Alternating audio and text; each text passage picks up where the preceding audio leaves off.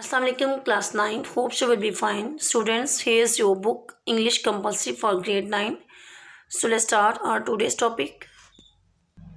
I'll have you open page number 36. Students, we have completed reading of unit 4 in our previous lecture. So today we will start our topic from glossary and question answers. Dear students, glossary is not written in your notes, so you have to learn the glossary means the words and their meanings from your books.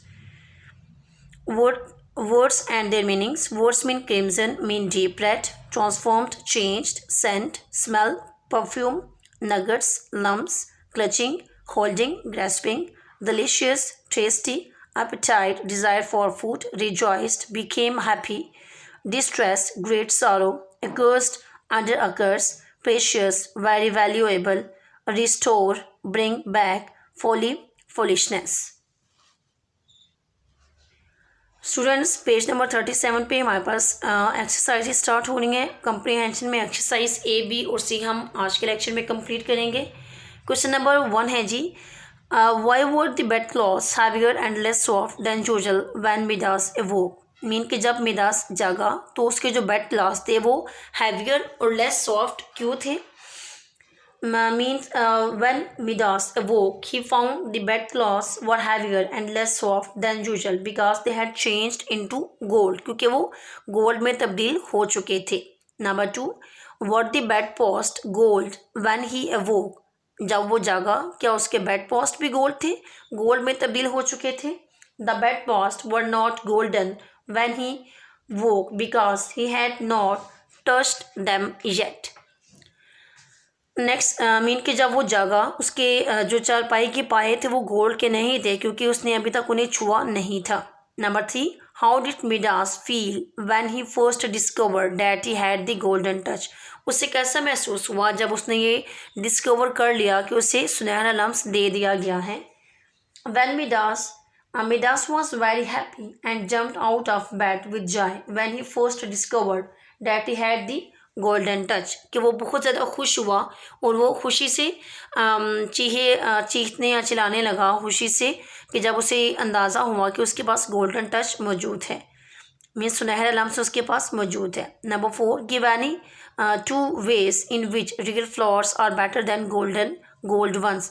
कोई से भी वो कह रहे हैं 2 वजूहात बताएं जिसमें हम ये जज कर सकें कि जो रियल फ्लावर्स हैं वो गोल्डन फ्लावर्स से बेटर हैं। आंसर इसका हमारे पास तैयार है जी, real flowers have different colours while golden flowers have only one colour. Real flowers have different kinds of sweet smell while flowers made of gold have none. जो real flowers हैं उनके डिफरेंट कलर्स और उनकी different smell होती है, जबकि जो flowers gold वाले हैं उनका सिर्फ एक ही कलर है और उसकी स्मेल भी नहीं है। Number 5, why was Midas little daughter grieved. Midas की जो छोटी बेटी है वो उदास क्यों थी। Midas' little daughter was grieved because she found no color and sweet smell in the roses. वो इसलिए उदास थी कि उसने फूलों में कोई भी खुशबू ना पाई और ना ही उनका कोई कलर उसे या कोई भी कलरफुल फूल उसे नज़र ना आया। Number 6, why did Midas tell his servants to keep away from him? Midas ने अपने मुलाजमीन से ये क्यों कहा कि वो उससे दूर रहें। Midas ordered his servants to remain away from him because he feared his touch might turn them into gold. उसने उन्हें हुक्म दिया कि वो उससे दूर रहें क्योंकि जब उसकी बेटी भी गोल्ड में तब्दील हो जाती है तो उससे फियर हो जाता है, वो फियर्ड हो जाता है कि कहीं इसके सर्वेंट्स भी गोल्ड में तब्दील ना हो जाएं। Number 7, you have learned wisdom said Bacchus what had Midas learned. Bacchus उससे बोला था कि तुमने विजडम सीख ली है, अक्ल सीख ली है, तो आपके अकॉर्डिंग मिडास को क्या चीज़ समझ आ गई थी। Midas had learned that gold is not the only precious thing of this world. Midas ने इस बात को जज कर लिया था या उसने ये बात सीख ली थी कि सिर्फ गोल्ड ही दुनिया में सबसे ज़्यादा कीमती चीज़ नहीं है। Number 8, when did Midas first know that he no longer had the golden touch? What did? उसने क्या किया जब उसे मिडास को कब ये महसूस हुआ कि अब उसके पास सुनहरा लम्स बाकी नहीं रहा। Midas first knew that he no longer had the golden touch when he came out of the water and touched a flower and the flower did not change. Midas को उस वक़्त एहसास हुआ जब वो उस दरिया वाले पानी से बाहर निकला और उसने एक फूल को छुआ और वो अपनी असली हालत में कायम रहा। Number 9, why did Midas pour so much water over his daughter? Midas ने अपनी बेटी पर इतना ज़्यादा पानी क्यों उंडेला? Midas poured so much water on his daughter so that she could change to normal at once. उसने अपनी बेटी पर इतना ज़्यादा पानी इसलिए उंडेला ताकि वो एकदम से या जल्दी अपनी असली हालत में वापस आ जाए। नेक्स्ट हमारे पास एक्सरसाइज बी है स्टूडेंट्स। हमने करेक्ट वर्ड्स लिखने हैं। ये एक्सरसाइज बी और सी आपके नोट्स पे कंप्लीटेड है। मैं आपके अंडरस्टैंडिंग के लिए इनको रीड आउट कर देती हूँ। आपने इन्हें अपने नोट्स से तैयार करना है। नंबर 1 में देखिए जी, king Midas loved gold more than anything else in the world. Number 2, Midas jumped out of bed with a great cry. Number 3, one and all they were changed into gold. Number 4, Midas sat down to breakfast. Number 5, breakfast looked delicious. Number 6, Midas grew more and more unhappy. Number 7, the king threw himself on his knees before the god. Number 8, go now to Pactolus, the river that flows near your garden.